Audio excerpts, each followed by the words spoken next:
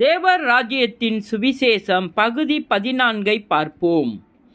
உங்கள் இருதயங்கள் பெரும் திண்டியினாலும் வெறியினாலும் லௌகீக கவலையினாலும் பாரம் அடையாத படிக்கும் நீங்கள் நினையாத நேரத்தில் அந்த நாள் உங்கள் மேல் வராத படிக்கும் எச்சரிக்கையாயிருங்கள். அக்காலத்தை நீங்கள் அறியாதபடியால் எச்சரிக்கையாயிருங்கள். விழித்திருந்து ஜெபம் பண்ணுங்கள்.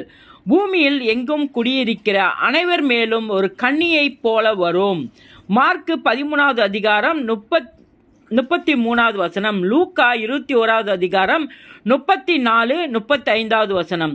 நான் உங்களுக்கு மற்ற எல்லாருக்கும் சொல்வது என்னவென்றால், இனி சம்பவிக்கப் போகிற இவைகளுக்கெல்லாம் நீங்கள் தப்பி மனுஷகுமாரனுக்கு முன்பாக நிற்க பாத்திரவான்களாக எண்ணப்படுவதற்கு எப்பொழுதும் ஜெபம் பண்ணி விழித்திருங்கள்.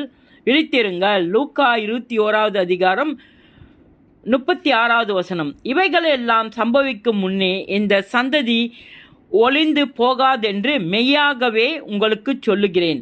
வானமும் பூமியும் ஒளிந்து போம், என் வார்த்தைகளோ ஒளிந்து போவதில்லை.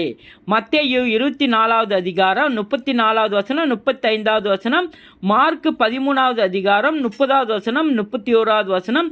லூக்கா 21வது அதிகாரம் 32வது வசனம் 33வது வசனம். இயேசுவின் நாமத்தில் இது பகுதி 13. இது பகுதி 14.